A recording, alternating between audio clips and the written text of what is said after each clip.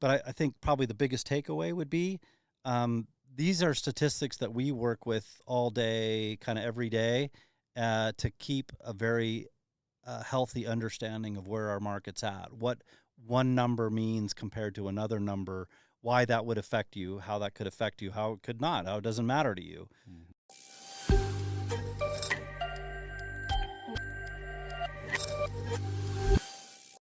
Welcome to another episode of the Real Agents of Idaho podcast. My name's Jared Lee, My-Hm-Cxn. DR Bledsoe with Real Broker. You know, it just occurred to me, DR, as I should probably share in case, sometimes you think something's like painfully obvious, and sometimes it's not, like the Real Agents of Idaho. Right. Kind of the Real Housewives. And that, so that was, so we're both brokered with Real Broker LLC. Correct. And trying to be creative, which, if I'm honest, I'm not real creative, but that's, anyway. No, it's good. So that's it's where good. Real Agents of Idaho came from. Yeah. Anyway. Yeah, it's actually great. It's clever. At least I had to start with something if we change it later or whatever. Yes. But anyway. But yeah, we were talking about podcast topics, and you had ran across some statistics that thought would be kind of interesting to share. Yeah, I mean, really, we're just going to be throwing out some different things. 2022 wrapped up, a few months ago, and of course, we're starting to see some good numbers come in. What that looked like, and where it came from, and kind of what it's panning out to be. Yeah, and one of the things we're realizing is that the rest of the country is experiencing in a lot of places exactly what we're experiencing here with our real estate and values and how things are looking. And of course, some of these things we're going to discuss is reflecting what the pandemic, what COVID did to everybody and their goals, their mindset, what they value, and changes they may make in their life and their real estate needs. Yeah, well, I think that experience, and then if you go back a little bit further with the mortgage meltdown, the Great Recession, those highlight changes in a market. Right. And what I'm trying to share is, some people come to us and they kind of like, hey, this is my third, fourth, fifth, sixth house or whatever. But one of the things I always share is the market's always different, and these two major, kind of events obviously changed it in even more of a drastic way, which we're going to talk about today. But it's still very important, though, when you do start to look, to at least spend a little bit of time, where is our market? Is it more of a buyer's market or more of a seller's market? What does that mean? What can you ask for? What can't you ask for? How does that affect my timelines?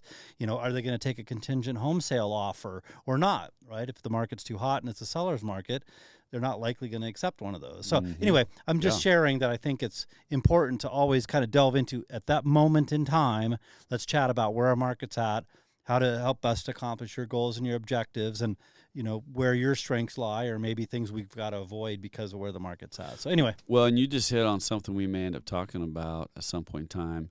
The real estate saying and value has always been location, location, location.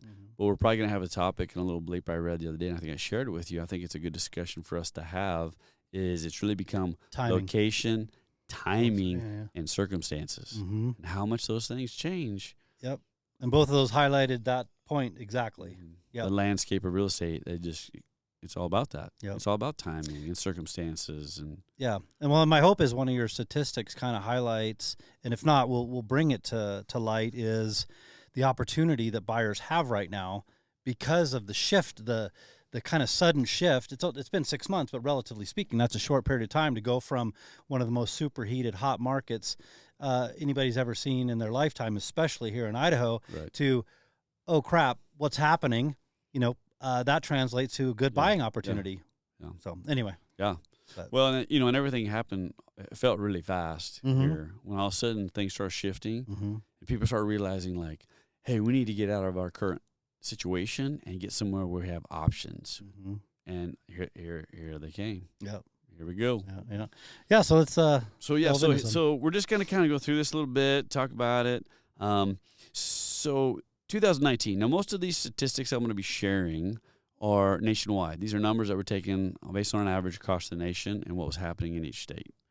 2019, for example, median. I'm going to let you define median real quick so everybody can understand what that referring to. Yeah, so median versus average. We use median because it takes out the outliers of average. Correct. If you just take a bunch of numbers and you average it out, It doesn't. You could have a high and a low that would throw that all kinds of comparing sideways. more apples to apples. Yeah, so we use median because it does take out those kind of outliers, those anomalies. Correct. The median home price in the U.S. in 2019 was $267,300. Now, if all of a sudden you fast forwarded it and looked at the same median home price in December of 2022, it sold for $372,700. So that's the difference in how the market has changed a little bit. Same thing, they refer to it as a typical property. Okay, typical property is sold.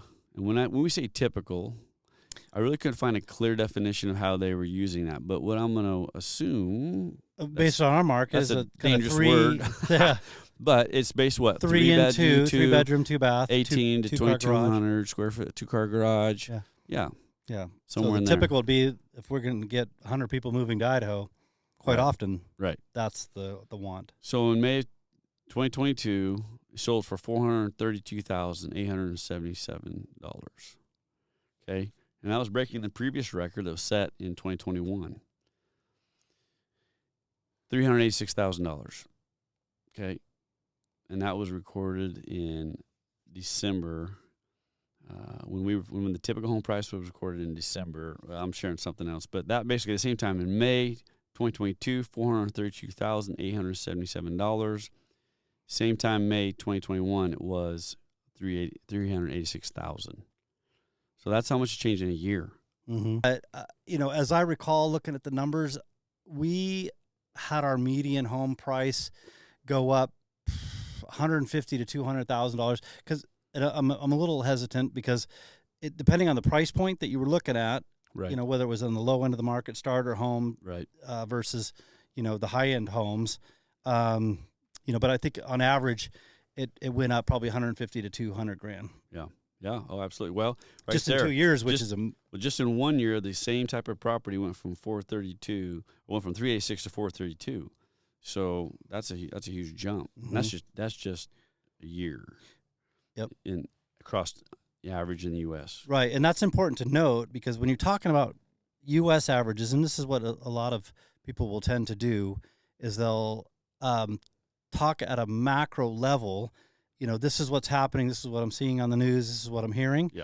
And I'm like, okay, yeah, I can respect that. But what we need to look at is the micro level. Specifically, as an example, I was helping some folks sell their home, and they were hearing all this national news talking about macro, economics and how it was affecting the real estate market. I'm like, okay, that's all well and good. But when we look at your home in Meridian, Idaho, at your price point with the supply and the demand, we have totally different volume. Yeah, our cards are different here. Mm-hmm. So, yes, let's not lose sight of that because that's what other people that are relocating in the area are seeing. But I'm going to specifically tell you what we're seeing at a micro level here. Correct. Yeah, very wise. And that's why this is kind of fun to look at this because we're looking at the entire country, national average here, numbers we're looking at, but really we can kind of relate it back to it can be different here, Mm-hmm. same in some areas. Mm-hmm. So it was interesting. Home ownership dropped during COVID. Okay, it was around 65.4 during COVID, national rate of home ownership. And then it went up 2020 to 67.9. It's averaging out right now around 66 at the end of 2022. So it's kind of settling right in there of how many people are owning a home. Mm-hmm. And again, this is kind of just fun stuff to look at. The highest ownership rate of a home is in the Midwest. Interesting.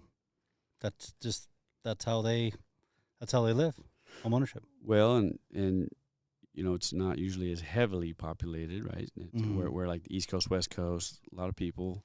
Well, a lot of them are renting because they have to. Correct. Affordability issues. Correct. And you just nailed it. Yeah. I think that's a lot of it right there. Yeah. Okay, so 54.7 more homes for sale in December 2022 than December 2021. That's a big spike. more homes for sale? 54.7 more homes for sale in December 2022 than 21. That's how much more Inventory was on the market. On the market, Yeah. on average, across this country. But it was still 38.7% fewer homes than before the pandemic, which was considered the 2017-19 time period before things got kind of. Well, if I heard your numbers right, and I'm trying to recall back, to what was going on at that time, we had, probably arguably the lowest interest rates we're ever going to see on home mortgages because of what was going on, right? Correct. They have to keep the economy going. Right. A lot of people were scared about what was going to transpire. I was fortunate enough to lock mine in at 2.5. Nice. Like, I have no thoughts whatsoever of ever experiencing that again. I shouldn't say that because that would be amazing. But my point is, as you were reading off the numbers, that's what was going through my head is home ownership went up during that time in large part because the interest rates were low enough that it enabled buying power for a lot of different buyers. Right. And if you're relocating, which is what a lot of people did, right, where I'm at, shed light on some things that they didn't necessarily like about where they were at, and they decided, hey, I'm now allowed to do telework at my company, so now I'm going to relocate. By the way, now I have some buying power because of low interest rates, and so rather than trying to go someplace and rent, by the way, if you were trying to come here and rent, there wasn't a whole lot of options. No. So then you're buying. So when you're rattling off those statistics, and I'm trying to recall back, that's what I recall was happening. That sounds in line. No, absolutely. So here's something interesting. You kind of nailed part of it. So other people that were selling homes, some were because of their job allowed them to be remote. Some was like, we just got to get out of here. We got to get out, get some space. I mean, like particularly in those areas. Look at options now. In those more rural areas and mountain properties, where you can just buy some dirt along with a home. A lot of people coming in from heavily congested, areas to have space. They needed a lifestyle change. But interesting statistic: 26% of them were buying to be closer to. 21% were buying to be closer to friends and family. 21%. So what had happened is going through that pandemic, they realized when things get kind of nuts, I would like to be closer to my friends and family. Yeah, well, now I have the option to, whereas before I didn't feel like I did. My employer may or may not have let me, probably not. Right. And if I was going to go to work for another employer, and I want to make a similar income, that's probably where I'm going to stay. And to me, too, the other thing that comes to mind is, I started in 2005, and we had a very hot market all the way back then of people relocating into the area for any number of different reasons. So now you fast forward, almost 2 decades later, 15 years later, and they have friends and family that had relocated up here that had, they've been hearing over these years how great Idaho is. Right. And now they're like, oh, now I got an opportunity to go check that out. That's what I'm hearing out of that statistic. Yeah. So here's one for you. So the homes, 10% of the homes in 2022 that were sold were for sale by owner. Okay. What year? 10%, 2022. Okay. 10% of them. Okay. Interesting part, 50% of those were just sold directly to friends or family. So they weren't really necessarily trying to go out and market it and get it done themselves. They were just already had someone lined up, and it was friends or family. And that makes good sense to me. If you've got two parties that can come to, into an agreement, and they're friends enough, family enough to smoothly put that together. Because in large part, that's what we do. Is when there is a disconnect between value, price, or personality conflicts, or a lack of trust because you don't know that person, like those are in large part the reasons we'll keep it together. But if you have a lot of that built into that transaction, why wouldn't you? You're not having to figure out, how do I market this home? Right. They basically had it pre-sold is what we're seeing in that statistic. Yeah, they had been telling that family member for the last 5 years how great Idaho was. And by the way, you probably visited my house a couple times. Right. Yeah. Well, so 26% of the market that sold in 2022 were first-time home buyers. 26% of the market that's of the homes that were bought were a quarter of them were first-time home buyers. First-time home buyers. Yeah, in large part because of that interest rate. Oh yeah. Mm-hmm. Yeah. Well, and there's another component. So you have low interest rate, and low inventory for rentals. And then here in Idaho, we have Idaho Housing, which is a phenomenal program. Chase covered it. One of the lenders Correct. that we work with in a prior podcast, that just allows people to buy, especially first-time home buyers here in Idaho. I think he's licensed in like 17, 18 states. Quite a few. And he said there's a couple others that have similar, like just 2 or 3. I didn't even think it was that big, but the majority of them do not have anything even remotely like what we have here in Idaho. Right. So that would make sense why that played together. So 50% of buyers are finding their home online. So because of the Zillow, the Realtor.com, and just popping up stuff. Social media. And, of course, these things are what people may not realize is these are contracted right to MLSs in their area. And a computer is sitting there looking for whatever you've said you're interested in those algorithms, right? And it's sitting there, and all of a sudden when that computer says, oh, there's one that somewhat matches. Yeah, bing, here you go. Here you go. Yeah. And I think that's great. And I think it allows people to check it out. Maybe they go buy whatever. But what it doesn't do is connect all the dots and answer all the questions of all the things that go into understanding. Yeah. As with most things in life, there's pluses and minuses. When I hear that 50% number, and that's continuing to grow, it's just like most things that the internet has done. It's given us the ability to see way more than we ever could see. Get information in the palm of your hand. Yeah. Our books of the property we had were in a file cabinet back in the day when we were real estate agents. You didn't know it was on the market because the realtor had it in their office. Right. So, I mean, that was back before my time. That's way back. But you were old. I'm not man. quite that You old, but I have heard the stories. But I am old, but not quite that old. But I would say, and we'll talk about this in one of our future podcasts. I would also say there's a massive problems with that. Oh yeah. The way that you enter the market, the way you look at the market, all the questions that need to be answered, all the personal details that need to be mapped out with the buyer are not happening because you're circumventing a massive amount of things that should take place in the home buying process. So, yes, that is advantageous for buyers because they're getting to see, if I got a budget, roughly how old is that home? What's the condition of that home? Right. What are the schools that are close to it? What are the parks close? I mean, there's a lot of information that we would normally have to share as agents, especially if they're not from this area, that they can see. That's all great stuff. But there can be not only things, are you missing steps, but there can be a misperception of how much you know and feeling more confident than you should be. That's the big part right there. Yeah. And the other thing that I think that kind of does a little bit is people start getting an idea of the values because of what these estimates are throwing out there.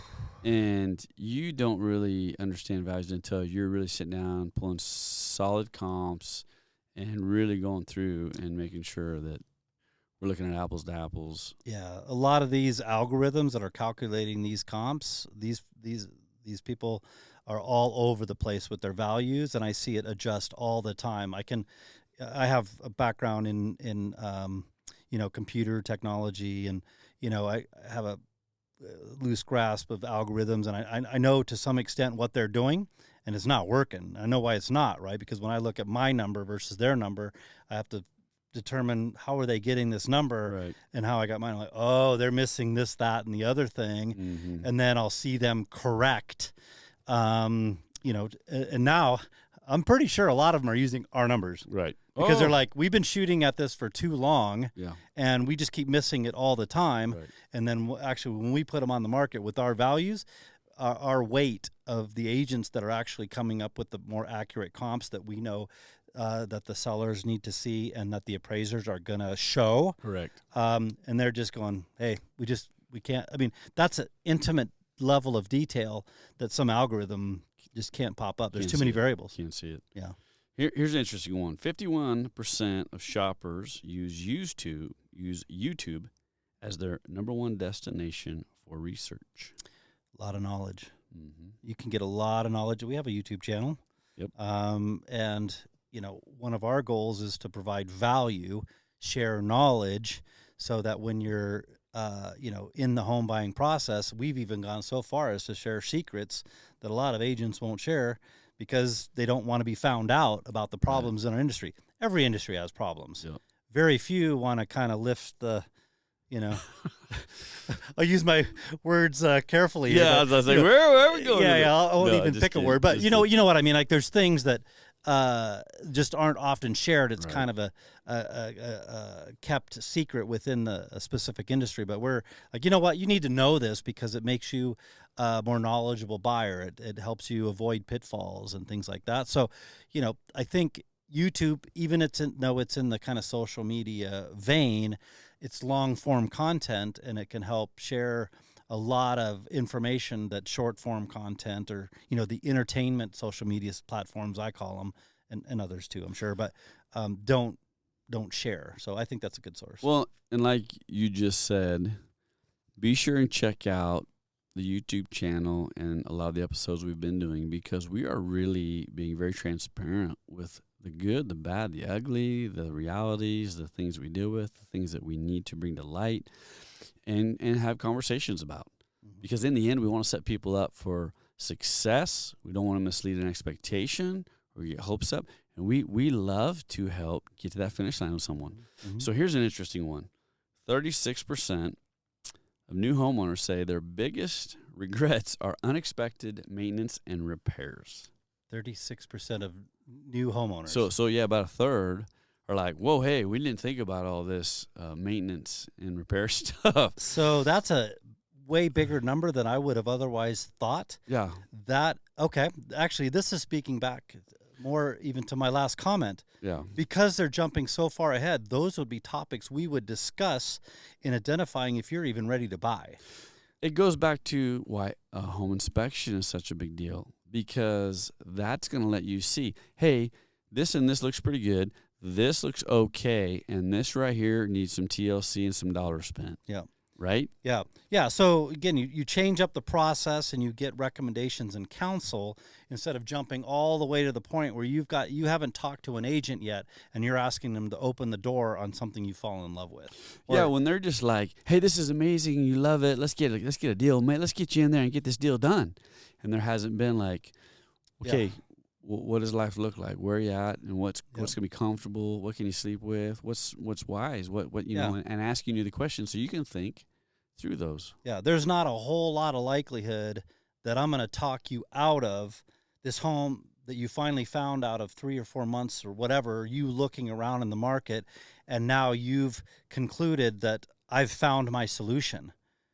Maybe, but there's a lot of questions the sooner that we come into the picture that would have made you say, hey, look, I want to help you buy a home, but we're not in 3 months. We're in 9. You need to get your credit score up so you get a better loan. You can buy more of a home because you got a lower interest rate. You got more buying power. Getting rid of some debt that you might have certainly would help out too. Setting aside the savings. I think the exact statistics was the maintenance associated with the home. Mm-hmm. Yeah.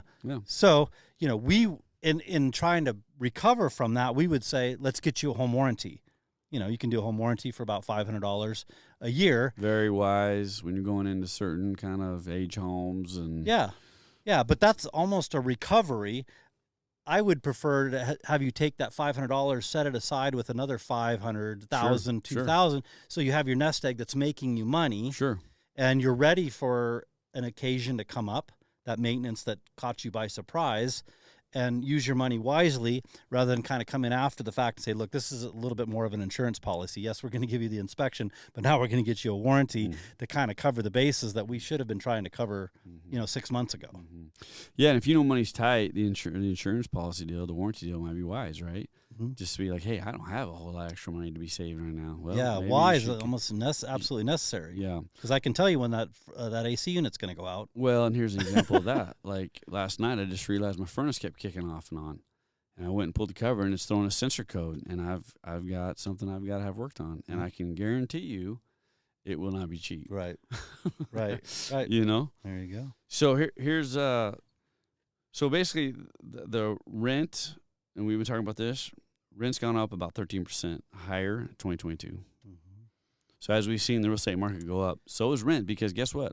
Landlords, the guy owning these places, the people owning them, they got to cover what it's going to cost to fix it. Everything costs more, and rates change. Yeah.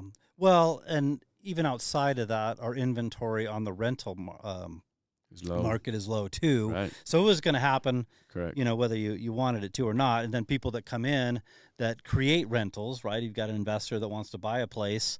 They didn't buy it at the price that they did, you know, prior to 2 years ago. Yeah. So they have to, you know, come up with the rates as well. So there's kind of some background information about that, but it also kind of speaks to, you know, the importance of determining, does it make better sense to buy or rent? You know, that whole, you know, discussion, dialogue, to some extent, mathematical exercise needs to be done, because it can change, you know, all the time. If we get a glut of inventory of rental apartments, then all of a sudden everybody else has kind of got to adjust their artificially inflated, you know, rates, and now rents go way down. It's like, we would tell you, like, hey, it might make sense for you to rent for a while because the rates have gone down, versus you talked to somebody 6 months ago and they said rental rates are so high, why don't you just buy? You know, we're going to help put you in the best solution. Yeah, because sometimes the way things are, rent, you'll be real close to a payment. And if you can afford it, it makes sense to make that move. Yeah. Rent gives you flexibility. If all of a sudden your career, there's some changes that may be happening or big things in your life. But when you get to a spot, it may make sense time to, you know, get going on the real estate investment, get some money, because you're putting money in the bank basically when you get that house payment, putting money back into yourself. Yeah. So yeah. Well, man, those are kind of the numbers. Just a few things to throw out there. Kind of fun to talk about. Kind of interesting to see what's going on. The one I forgot to mention is, so check this out. Median sales price, San Francisco. This is a fun one. You showed me this earlier. Check this out. $1,505,000. Wow. Oh, good Lord. Good Lord. Wow. I mean, that's you got to crazy. really want to live in San Francisco. Yeah. You know, I get this conversation quite a bit. And it's interesting you brought this up, is I'll have two drastically different conversations about the same thing. When somebody comes to me and they'll say, hey, you know, I'm a native. I've been here all my life. My kids are growing up now, and I want to help them get in a home, and I'm just super frustrated. You know, they can't buy, you know, this happened and these people came in and, you know, just totally blew up our market. And, you know, I'm kind of upset, and I understand that. That makes a lot of sense to me. You know, now the, you know, $200,000, the $250,000 home that they were helping to, you know, put their children in, either doesn't exist, or it's drastically different than what it was, or it's way further out west or east to get you that price point. Rough part of town, right? Yeah, or something. So there's that perspective, but that same, you know, conversation or the conversation around a similar home that's at, you know, $350 from somebody coming from out of state goes, wow, your home values or your home prices are so low. It's all relative. Exactly. So, you know, they're kind of talking about the same thing, but the perspectives are totally 180 out from each other. And I just find it pretty interesting. What I'll say in kind of wrapping up that part of the question is, yes, there's obviously still parts of the country that are way higher than where we're at. We have corrected, I believe, here in Idaho to the point where it's more in alignment with where most people would look at it from different parts of the country and say, oh, Idaho's, you know, it's not quite it's certainly not as affordable as it was, but it's not obnoxiously priced either. Right. So anyway, it just gives you kind of that perspective. So I would say, you know, most people look at us go, oh, okay, yeah, that makes sense to me. especially after the correction, the normalization that we've had for the last 6 months, because we were superheated. It went way high. We've adjusted again, depending on the price point that you're looking at, about $100,000, kind of settling back down when people quit throwing briefcases of cash around, and so I'm leading up to my next point, which is we are now seeing that normalization taking place, that correction. If people are wondering, is it going to go any lower or whatnot, we're already having builders tell us that that they're gobbling through their inventory, that their promotions are either going to go away or they're going to bring them down. Our second largest builder told me the other day they're going to drop their promotions by $5,000 next month because they're seeing the activity pick up, the sales pick up. So anyway, just a lot of information around that one statistic. No, absolutely. Well, and this is the new Idaho, and I think it's that way in a lot of places in the country. A lot of places have changed a lot, and this is kind of what we're looking at.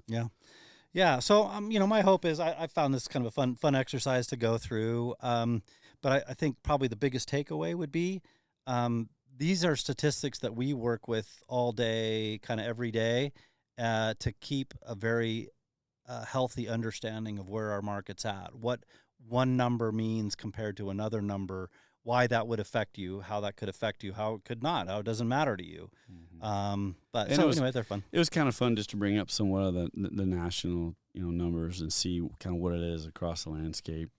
Most of the time we're focusing on just in our area, the Valley and Idaho, but it was kind of fun to throw some of those out and just get a feel for where it's at. Yeah, if we dug into what our numbers are here locally, I think that's probably the second biggest takeaway is going to be if you are hearing statistics or hearing information at a national level, I can almost guarantee you Idaho is going to be, specifically Treasure Valley, is going to be drastically different than what you're hearing. So give us a call. We'll talk through, is this really happening or not? We'll get a lot of the doomsday conversations about real estate, the recent bank issue, things that have come up and all shaking that. Some people up. Yeah, and they're like, well, why would I buy and blah, blah, blah. And I'm like, I get the concern. I get the maybe pause that you have. But if you look at our market and you see the low inventory numbers and the demand that's still continuing to roll on here, if you just listen to things at a national level and say, you know what, I'm just going to wait a couple years, based upon what we're seeing or feeling and now seeing in the changes, you're going to be frustrated because 2 years from now, you're going to, man, I missed the boat. There's no way that I thought that the market was going to strengthen up and I was going to miss anything. We were talking about this 2 months ago thinking this is what we think is going to happen, and now we're seeing it happen. Right. So I'm just sharing the important thing to do is ask us what's specifically going on here in Boise at a micro level. We're going to provide you the information. You'll be the one to make that decision. But what I'd hate for you to do is not to get detailed information about what's going on here. Yeah, don't be listening to news on what's going on, like, big picture. Long distance stuff, Find out what's going on right here on ground zero. Yep. Yeah. And we'll shoot it to you straight, right? Yeah, I mean, that's what's, important to us is you understand all the factors, have all the cards laid out. We'll give you all the, kind of insight and advice, input that we can, and make a good decision going forward. Yeah, perfect. Well, hey, it was kind of fun. That was a great Appreciate time. it. Liked it. Good time. Thanks for hanging out with us. And as I always say, have a blessed day. And wherever you're at, make the most of it and be in the moment.